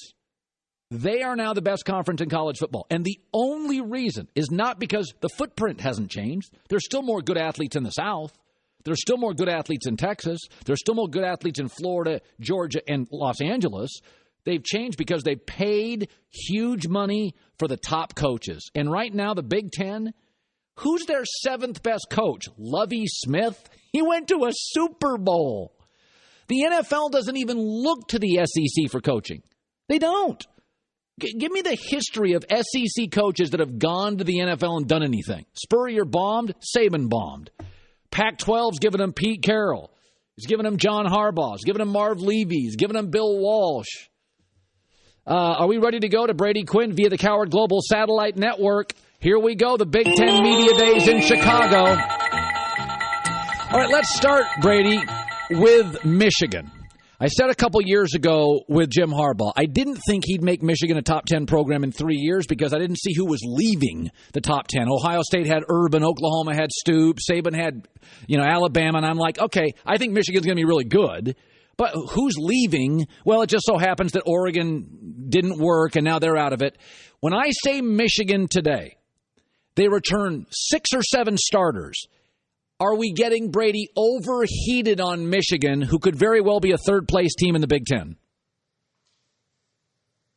No, I don't think so. And for the point you just made earlier, I mean, look what Jim Harbaugh has done wherever he's been, whether it's been at USD or Stanford or with the 49ers, even developing some of their young talent and turning that team into a team that went to a Super Bowl back in 2012. So I think you look at the job that he's done at Michigan, it's in part because of the coaching style. He's a teacher, Colin. He takes time to make sure he teaches the fundamentals and techniques that he wants to see on game day, and the players are able to execute. And it's not just him. It's guys like Don Brown, his defensive coordinator, who he brought in last year and did a tremendous job, or Pep Hamilton, who thought that it's greener pastures to go back to college football instead of trying to stay with the Cleveland Browns. And he'll do a tremendous job with the development of Wilton Spate as he continues to grow and mature as a quarterback. So it's the combination of his coaching ability, his assistants, and then finally the recruiting job that he's done. He had another top 5 class this year. He continues to reload every single year. And those players might not be as experienced or may not have as many starts, but they do have some playtime experience. And I think that makes it an easier transition for a lot of the players entering into some of those starting roles. It's funny. I think Ohio State's going to win the conference, but I could make an argument that I think Penn State's every bit as good, but Penn State's schedule is just really brutal. A lot of tough big road games. Is it possible maybe even plausible, because I think there are 4 teams in this conference I really like: Ohio State, Penn State, Michigan, and Wisconsin. When it all settles out, Brady, you've looked at the schedules. Kind of give me a sense of where you see it all falling out to. I think everyone's going to be looking at Ohio State facing Wisconsin probably in the Big Ten championship. You look at the Big Ten West, I just think there's too much of a transition that Minnesota's got to go through with first-year head coach P.J. Fleck, and they still got to figure out who their starting quarterback is. You can make the case for Nebraska as well, same thing, as far as trying to figure out who the starting quarterback is going to be. So I think Wisconsin has somewhat of an easy pass, at least in the sense of who's in their division of the Big Ten. And you look at Ohio State, granted they lost a good portion of their secondary, but that's something that they dealt with last year. In 2015, they lost 3 starters to the NFL. They lost 3 again this year. I think they'll be able to handle it. They seem to in 2016. And they've got their quarterback returning in J.T. Barrett, which I think is incredibly invaluable for any team that's got a team that's on the cusp of trying to get to the college football playoff or win a national championship. So those 2 teams seems to be the ones that are really looking forward to meeting in the Big Ten championship. But that doesn't mean Penn State can't spoil that. I think I'm just a little bit hesitant to completely buy in for a second year because I haven't seen that consistency from them. I think last year the fact that they were able to surprise everyone was pretty incredible. Look at the run that they went on after their first 4 games of the season. But now they're no longer the hunter; they're the hunted. They have a bullseye on their back. How are they going to handle that? And can they continue to keep making big plays downfield? They don't have a wide receiver like Chris Godwin, who moved on to the NFL draft to the Tampa Bay Bucs. So that's a question mark. And Michigan loses a lot of players, but again, look at one of the matchups they have at the end of the year that will be on Big Fox is Ohio State, Michigan. They've got the Buckeyes coming to their house. A couple of the road tests early in the year. Penn State and Wisconsin, but Michigan could easily make a run if some of those, more inexperienced guys grow up quick. James Franklin has done a terrific job fighting off the sanctions and the Joe Paterno kind of shadow. And I look at the SEC right now. Texas A&M could be a year away from a new coach. I think Tennessee is going to struggle this year. These are. Tennessee is a blue blood Southern program.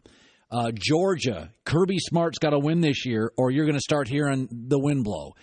I look at James Franklin, and I think he is so valuable to the Big Ten.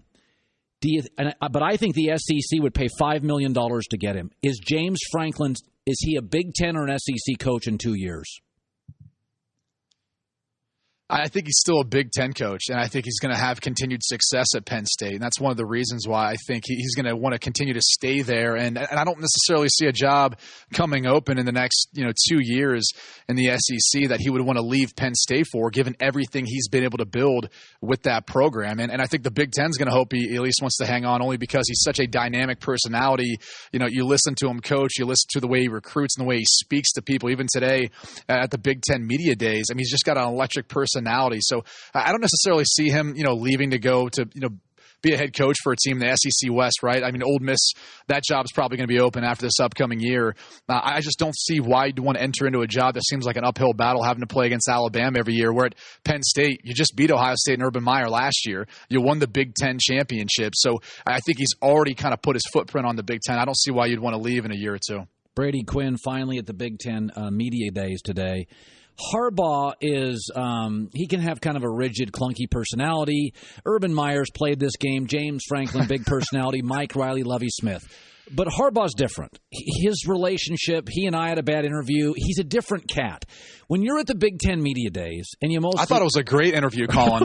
I thought it was a fantastic one. It's the most listened to, not the best I've ever done. By the way, Colin, you'll want to know, at one point during the luncheon today, he was actually trying on the Michigan helmet that was in front of him on the table. While other coaches are sitting up there listening to him, he was actually putting on the helmet to try it on, which it seemed to fit quite well. Was he the rock star today, I guess my question? Because he's so unique and so intense that he's part player, part coach.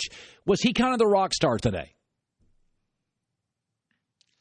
I think he always is, at least as of right now, because when he speaks or when he's getting ready to speak, everyone seems to sit on the edge of their seat to say, what is he going to say now? And I think, Joel Klatt, who is part of our college football crew, a number one analyst, he actually hosted today's lunch, did a tremendous job, and he asked him a question as far as what was one of his best moments from their trip to Rome, which is something that's unique in itself. And he actually said that trip was his greatest experience in his entire time coaching football, which I thought was pretty unique considering a guy who's been incredibly successful, a guy who's been to a Super Bowl, won an NFC championship with the San Francisco 49ers. It was that trip that he called his best experience with a football team in his career. And I think it just goes to show you he's a unique personality. He thinks in different ways, is incredibly innovative, and he just captivates a room because there's that big question mark of what is he going to say next, or how is he going to connect this and make it all come together. He's incredible for the Big Ten, and Michigan obviously is incredibly lucky to have him. All right, Brady Quinn, good stuff, man. Appreciate it. Always a pleasure. You bet. Pac-12 camps going on here, media days in Los Angeles. Yeah, Harbaugh's really, really a unique person. James Franklin, though, listen, Michigan and Ohio State are always going to pay big money for their coaches. The Penn State story, I don't think we quite understand how valuable James Franklin has been. If you go look at the history of college sports, I covered UNLV basketball post-Tark. They almost never bounce back. I mean, look how long it's taken USC to be a preseason top 2 or 3. Like Sandusky, Paterno, controversy, rural Pennsylvania, infighting, people going to jail, senators involved, governors. This was an absolute mess. And like 3 years later, Penn State is loaded. Like, I'm going to tell you something. Nothing against Harbaugh and Urban Meyer. The best coach in college football and over the last couple of years, dealing with headaches and limitations and the shadow of an icon and controversy and seeding, and like Penn State just bounced right back. I would have never guessed that Penn State, kind of 3 years into James Franklin, can play with anybody in America, and they can, including Alabama. They can play. Listen, USC is as good as anybody this year, and they had USC beat. Like, the story in the Big Ten to me is not Harbaugh. It's what James Franklin has done to make them a top 10 program again. And I think they're loaded this year. I think their schedule is brutal. I mean, tip of the cap to that guy. Tip of the cap to James Franklin. Because I covered UNLV, and a lot of you have been fans of programs that have controversy. And you go into a 10-year abyss. And Penn State's controversy was more divisive and creepier. And it went deeper into the program and deeper into the administration. And it was more polarizing. Bounced right back. Good for them. We're going to go to Cowboy Camp around the corner. If you're looking to sell your car, there's a new, better way to do it. TrueCar, fast, easy, best way to price your car from the comfort of home. When you're ready to experience a better way to sell or trade in your car, check out TrueCar.com/trade today. That was a good ad, by the way. That was a really well-written ad. And I'm still struggling with burglary. Yes. I think it's like jewelry. It's hard to say sometimes jewelry and burglary. It's burglary. Burglary. Yeah. Burglary.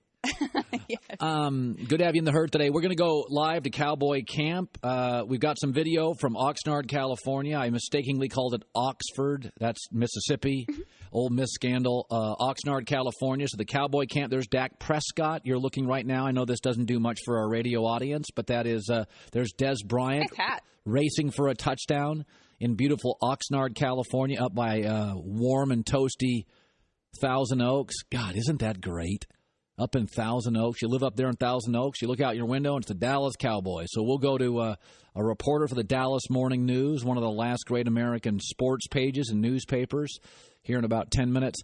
I was thinking about this. I've never been in this position, but I hear stories about people that have to carry their family, and they've got the dysfunctional dad. And I think one of the saddest things is when you hear about young people and the mom was an alcoholic, and the dad was abusive. And I'm always amazed when people like kids have to take control of their family and literally have to, at 12, 13, 14, 15, 16, I never had to deal with this, but they have to really be the dad and the mom and get the kids ready for school. And you hear stories about this all the time, about people that have to sort of carry a family. And I always just go, God, what a burden. And I think sometimes, even though Tom Brady's great, I don't feel like he has to carry the burden of the Patriots. Belichick's a great coach. They draft well. They acquire free agents. He doesn't worry about the defense. Tom may be great, But Tom knows if he shows up to practice, works hard, and does his job, they can win. You know, the Patriots defense in that last Super Bowl kept getting Atlanta off the field in 3 and out, making the defense more tired for Tom. The defense did Tom a lot of favors in the Super Bowl. But think about LeBron James. Think about his existence in Cleveland. So the year before LeBron James arrived in Cleveland, they were 17-65. That's almost impossible to do in the NBA. They were Brooklyn bad. Then he shows up, and for 7 years, they go to the playoffs for 5 years. Then LeBron leaves, and overnight, this 60-win team was 97-215. Then LeBron comes back to the Cleveland family for 3 years. They get to the finals 3 years in a row, and they win one. And now, if you wake up this morning, D. Rose is signed with the Cavs. And if Kyrie Irving leaves, your roster is a series of old guys, overpaid guys, and guys who can't defend. Kyle Korver, J.R. Smith, Tristan Thompson, Channing Frye, Kevin Love, Derrick Rose. You wonder why sometimes LeBron cryptically sends messages? He has to carry this franchise. The day before he arrives, they're awful. He arrives, they're good. He leaves a championship competing team. They're awful for 4 years. They get 3 lottery picks in 4 years. Butcher 2 of them. Then he comes back and they win again. And this morning he wakes up and Kyrie's like, I want to get out of here. I'm going to give LeBron the right to take a deep sigh and think, bruh, how long do I have to carry this franchise? I put us all together again. I mean, good God, folks. In the last 20 years, the only time Cleveland's not humiliating itself is when LeBron is there. So, yeah, he's probably a little testy with Kyrie Irving. He's probably a little testy. I get it.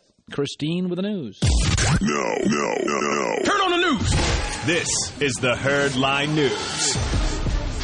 You remember Chauncey Billups? He interviewed for the Cavs president job last month and ultimately took his name out of the running. Yes, I do remember that. Well, he says now that he knew while he was interviewing that Kyrie Irving was unhappy. Here he is. It didn't really surprise me. Obviously, I knew, as they were doing their due diligence on me, I was doing the same thing. Mm-hmm. So obviously, I knew so much about the situation that the rest of the world doesn't know. But that's unfortunate, man, because he's a special talent, in my opinion. So much of what he's been able to accomplish on and off the floor he's been a beneficiary of having LeBron James, man. That would be alarming to me if I was a team looking to get him. Now, that's really interesting. Chauncey saying, if I was a GM and I'm inheriting Kyrie and he's not happy with that situation, what the hell is he happy with? Well, he said that the ultimate reason why, was that whether or not LeBron left, he didn't think that they had great assets if you were going to try to do a rebuild if LeBron wound up moving on. That's fair. But I still think I would stay for one more year and get to the finals again. Well, maybe what Chauncey saw in the Cavs maybe not having a plan for their future, Kyrie also sees and wants to get a step ahead. Am I starting to get to you a little bit? Not really. Not even at all? Not me, Greg Jennings? Sounds Nothing? Spoiled to me. Well, your maids, if they're 10 minutes late. God. Okay, you're going to love this. And I think we're going to be on two different sides. So Marcus Mariota, he's ended his first 2 seasons early because of injury. Yeah. So the Titans say that they would like him to gain weight so that he can absorb hits better. Yeah. Meanwhile, his personal trainer says he'd like him to lose weight so that he can run faster and avoid them. So which is better? Do you run or you absorb the hits? You absorb the hits. Absolutely. Why do you say that? This is just something I've talked to a lot of quarterbacks about, and I have a friend, Brock Heward, who played in the NFL briefly, and he just couldn't put on weight. The NFL quarterbacks need to be built like Matt Stafford and Andrew Luck. Mm-hmm. They got pudding. Well, look at Andrew Luck, though. He's like bleeding out of his eyeball or something. But that just shows you, if he was a smaller athlete, how long would he last? Trent Dilfer told me this years ago. Quarterbacks, if you've got abs, get rid of them. put pudding on because he goes, you're going to be so beat up. Trent told me there would be practices where he would take harder hits than college games. So put some pudding on. Don't be a swimsuit model in the NFL as a quarterback. If you want to be a corner or a receiver, let me see the abs. As a quarterback, put on an extra 8 pounds. I'm trying to think if Tom Brady has abs. No, he doesn't. You think he has kind of a gut? No, but he's got a butt. He's thick. Tom's thick. If you see him, he does. What does a butt have to do with that? He's big, solid. Thighs, solid, skinny, and abs. Like RG3, a great example. RG3 had abs. RG3 could not stay healthy. You're going to absorb when I look at Marcus Mariota, he looks light to me. This is giving a lot of men a lot of confidence. To be a great quarterback, you don't have to have abs. No, in fact, you shouldn't. Baked potatoes, French fries, French dip sandwiches regularly. Perfect. And finally, Jim Harbaugh was at the Big Ten Media Day, and he said that he would like his quarterback to be very loud. And so, of course, he gave a demonstration. Be loud. It's really easy. Be loud. You know? Blue 80! That's the easiest thing about being a quarterback. Everything he does is so entertaining. I like him. Yeah. Good talking point. That's how he would like his quarterback to be. I wonder if he does that like one-on-one with them. Oh, I think he does crazy stuff all the time. That's the news. Christine with the news. Well, that's the news. And thanks for stopping by. The Herd Lie News. Let's go to Oxnard via the Coward Global Satellite Network. Dallas Morning News Cowboy reporter John Machota is joining us from one of the last great American sports pages. All right, here we go. It's another crazy Cowboy camp. You got a guy named Lucky Whitehead who said, I didn't commit this petty larceny. I wasn't even there. And then we find out today he was released and he wasn't there, according to his agent. So what is the story? Are they going to bring him back or is he done? No, he's done. They're not going to bring him back. And I actually just got off the phone with him. Very disappointed in the organization. If you go around their practice facility, there's a lot of signs around there. It talks about accountability and just being a good teammate in that, and he doesn't feel like the Cowboys held up their end of the bargain on this deal. He felt like he should have got a chance to kind of clear his name. He didn't when he found out about it. It was right after one of these practices yesterday, and within 2 hours he was let go. And so very, very disappointed in the Cowboys that they didn't give him a chance. How surprised, John, were you that Jerry took a hyper-aggressive stance on defending Ezekiel Elliott? And we have an alleged domestic violence here, and we know how that's going to play in the NFL. And Jerry was hyper-aggressive defending him. Did that surprise you? It did a little bit, just because of, like you mentioned, with domestic violence. It's just one of those topics right now that you really want to distance yourself from. And really, when he was asked about it the other day, Ezekiel Elliott, it wasn't really the domestic violence it was asked about as much as the recent bar altercation that he was involved in. So for Jerry to bring that up, it did surprise me a little bit. But at the other side of it is it's Jerry Jones, so you never really know for sure what he's going to say. But I think it's more than a domestic violence is what Ezekiel Elliott's facing. It's this culmination of all these things he's been dealing with off the field. Cowboy fans will say you media guys are making a mountain out of a molehill. Is there deep concern within the organization, John, that Ezekiel Elliott is just really immature? I think there's some, for sure. There is definitely some concern there. They will tell you that they did all their due diligence in the draft process, that they went back and went into everything that they could find from him, going all the way back to their Pop Warner days, all the way throughout his time at Ohio State. But there's clearly this pattern here over the last year where his name has been in the headlines for what he's done on the field, but just as much for what he's done off of it. So yeah, there's definitely concern there, and it kind of makes me wonder if, because of this and other instances that have happened with this team recently, if Lucky Whitehead wasn't just the fall guy for all of this. Yeah. Compare the vibe this year.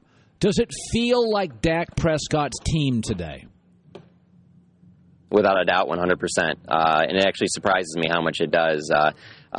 In just 365 days that this franchise, that Tony Romo was the quarterback for a decade, and just how fast everything moves forward. I guess that speaks a little bit to the NFL and how it really is just a young man's game. But midway through last season, I felt like he had won the locker room over, and I've seen nothing since then to think that it hasn't just escalated even more by the day. He's won over all the veterans, and when you see him out here, you can just tell that he's the leader of this team. And you can even get the sense, talking to Des Bryant yesterday, that they're getting tired of even being asked about Romo. They want to move forward. This is Dak's team, and they're ready to follow him. It's surprising that is for a guy that was drafted in the 4th round just a year ago. It is John Machota, Dallas Morning News, joining us from Oxnard, California, live at the Cowboys camp. They have one of the most difficult schedules, John, I've ever seen. In fact, I showed it earlier to my audience today that 12 of the 16 games, and we can put it up here on the screen, would qualify as the biggest game in the NFL. And we're talking big teams on the road. I think the NFC East is getting better. I think the Giants beat them twice last year. They've got to go to Denver. They got to go to Arizona. They face Seattle. They got to go to Oakland. Is it possible that this team could be really good, but that, John, they're not a playoff team based on the most rigorous schedule easily in the NFL? How do you think it plays out? Oh, there's no question about that. They were very fortunate in the injury department that the biggest injury that they really had was Tony Romo going down, and you were able to replace him with this kid that you just can't expect that to happen all the time. They had Lyle Collins go down last year, and you had this Ron Leary come off the bench and play like one of the better starters in the league, and obviously with the money you got in free agency, it proves that. If they have a significant injury in a couple areas on this team, linebacker being one, tight end being another, there's not a lot of depth at some of those positions. So that, coupled with the fact that the Cowboys haven't had good back-to-back years since those Super Bowl years, and that's a long time ago. So you couple that with the difficult schedule like you just mentioned, and they could be just as good as they were last year and only win maybe 8 or 9 games. I think that they'll be around a 10-win team. I don't think they'll win the division. I think that'll be the Giants, but I think they have a chance to be the wild card team, and if they're hot at the right time, then I think that they're as good as any team to make a run in the NFC. And finally, John Machota, Cowboys beat writer, Dallas Morning News, live at Cowboys camp in Oxford. This is almost it's a weird question to ask because I think he's a good coach, but Jerry runs the franchise. Let's say the Cowboys go 9-7, don't make the playoffs. You know, Jerry's weird. He's a couple of great coaches, didn't work, and that he kept Chan Gailey longer than I would have kept him and Wade Phillips. How secure is Jason Garrett if they go at 9-7? I think it's pretty secure considering the fact that, you're talking about a coach of the year before. 9-7, I don't think that would happen. And again, it goes back to the injuries. If this team stays relatively healthy and they only win 7 or 8 games, then that comes into question. I could see that being a possibility. I don't think it's 100% that no matter what happens this season, that he definitely has his job next year. He's had a lot of time with this organization, and they haven't been able to get back into the NFC Championship game again, something that they haven't done since those Super Bowl years. So as far as a guy that won Coach of the Year, I would say it's not as solid as you would think. But if there are the injuries in that and they can't overcome that, I think that'll be considered, and that might not be a factor. But, yeah, they have to win. They have to put together another big season like they did last year. John Machota, great talking to you. Nice meeting you, and continued success. Thanks for joining us live. Thanks for having me on. You bet. Did you notice, Christine, that formidable Herd microphone? I sure did. That's when you know it's official. Yeah, I got to be honest with you. You reporters out there, let's be honest. All these newspaper jobs are drying up. When we offer you that microphone, you better hold it with pride because it is a very prideful Herd microphone. It's very powerful. What are you looking at me for? Because I like journalists. I like reading things sometimes. Like when I just don't want to listen anymore, sometimes I just want to read. I am for reading, too. Just not. I'm just saying, all you journalists out there, when the Cowherd microphone is in your presence, you just pick it up and start saying smart stuff. Okay. Because those jobs are drying up. How did we get those? Those are new. What's that? Those Herd microphones? Yeah. I have no idea. They're just all over the country somehow. We've had them. They've been literally. My former employer used to have these banners, and people used to rip them off. I wouldn't be surprised if people start ripping off Cowherd mic flags. We should start selling them. Make a little extra profit. That's a good call on that. No kidding. By the way, you called it Oxford again. It's Oxnard. Yeah, we know that. It's a tough day for you and words. It's First okay. of all, burglary. Yes. Oxnard. What do you call that? Like, what do you call this and like these? What do you mean, ears, nose, throat? No, like the things that you wear. Jewelry. Yeah, that's why you're having a problem. I don't know. I think our salespeople could write better copy. I'm sure they hear you right now. Listen, here's another one they do. Listen to this one. Healthier alternative. You don't put those two words together. It's understood. Healthier alternative. Healthier alternative. Those are back-to-back. That's a nightmare for me. Maybe they're just counting on you because you speak for your job. By the way, I don't watch Game of Thrones at all. Just so unfortunate. Why? It doesn't interest me at all. I think it's generational. I'm not interested. Generational? Don't watch it. I know people from all generations who watch it and love it. Oh, do you watch it, Goulet? No, I'm not into it. He's in my generation, so it's clearly not generational. I don't. Do you watch it, Greg? I do watch it, yeah. Is it great? Fantastic, yeah. Sharif I'm with watches Christine. it. Is it? Yeah, but Sharif watches wrestling, so I mean. True. I'll give you that. I don't watch it. Listen, there's very few things that get me to a TV. Like I was telling this story yesterday. Tiger Woods is the most amazing athlete in my life. Because think about in Los Angeles, where we live now, and New York does a lot of this too. You have like the movie business and the TV business and TV executives, and their job really is to create shows that change all of our viewing habits. So like we're sitting around and we think, hey, let's go to a TV, it's 8 o'clock, or that's their job. Tiger Woods is the only athlete of my life that changed my viewing habits. Because I've always watched the NBA playoffs. I've always watched the NFL playoffs. I've always watched the World Series. I've always watched Wimbledon. Tiger Woods for 10 years did what television executives in this city are trying to do. Get me to a TV for something I wouldn't otherwise watch. At 4 o'clock on Sundays for a decade, it became natural, oh God, Tiger's on. Because I don't watch an entire golf tournament. I have a life, kids, a wife. But 4 o'clock on Sunday, which is the turn, that's when the golfers make the turn, for a decade, not a movie producer, not a director, not a movie star, not an actress, Tiger Woods got me to and the minute he was no longer relevant, I stopped at 4 o'clock watching golf tournaments. Michael Jordan didn't get me to a TV. I watched the NBA before Michael Jordan, and when he left, I still watched the NBA. The most amazing athlete, Tiger Woods, not only changed golf, he changed American consumption habits. The NBA today gets the same ratings it got with Jordan. It does. The NBA Finals get the same basic number. MJ, LeBron. The NBA will have another LeBron, Kobe. We're not going to ever get another Tiger Woods. It's never going to happen. Where we're going to get a guy, like people talk about Jordan Spieth. Jordan Spieth he's a great golfer. He looks and sounds and talks and walks like every good golfer of my lifetime. Tiger was a movement. Tiger was Camblinasian. He had the military dad. He was on television shows at 3. He was winning the U.S. Open by a dozen strokes. He looked like Ed Reed. He was ripped. He threw clubs. He swore. He was like if John Daly was good. Like John Daly is like, that's what a public golfer looks like. He's drunk. He's smoking on the 8th hole. Like if John Daly would have been dominant, he would have been Tiger Woods. I mean, whenever I hear Tiger Woods stories, I always kind of go to defending the guy, like because there's never been an athlete in my life that changed my viewing habits like Tiger Woods. I don't even know what got me on this subject. Yeah, well, you were talking about Game of Thrones, and that's right. Like, what does this have to do with Game of Thrones? So Game of Thrones, the whole thing is it's moving people to Sunday night. Sopranos, the last TV show in America.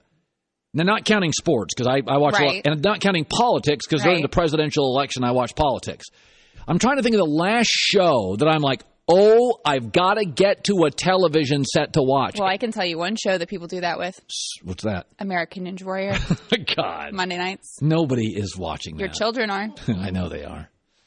My kids actually like it. See? No, but I would say Sopranos was that for me. It was Sunday at 9, and it literally, I would be like sitting there like, oh, I want to go to bed. Oh, Sopranos. And I would start thinking about it at 7, 8, 9.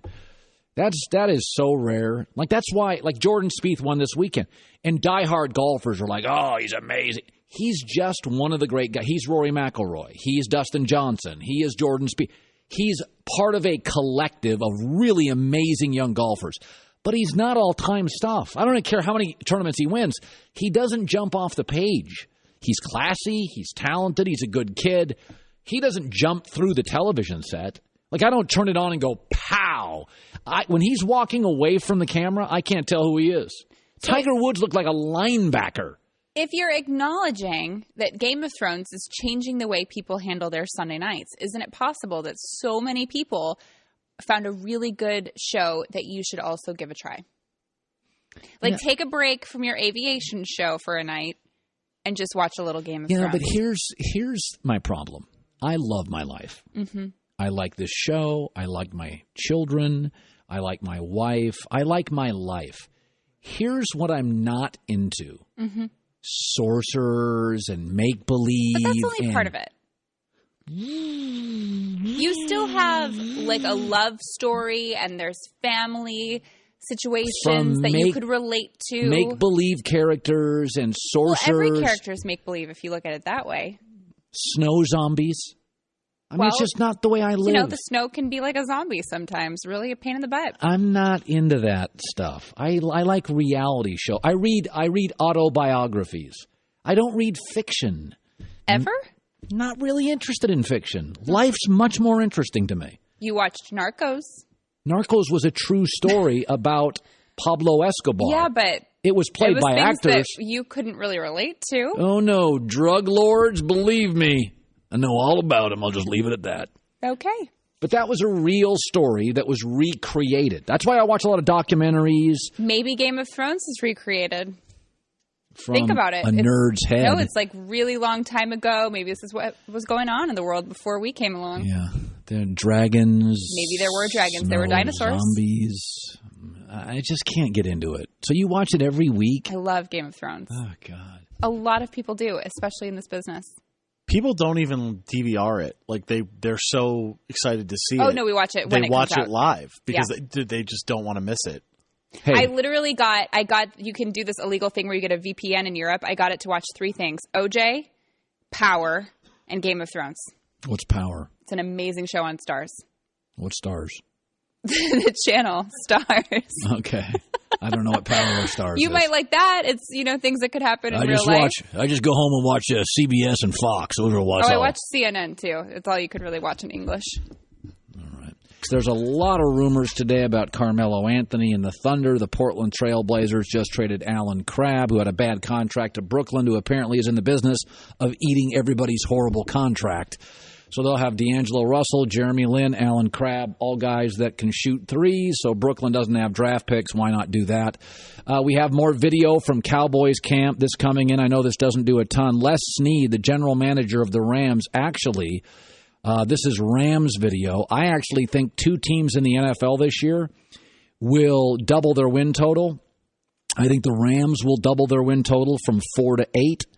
I think they're a very interesting team. I think they have an offensive staff. They've upgraded at left tackle, wide receiver, right side of the offensive line.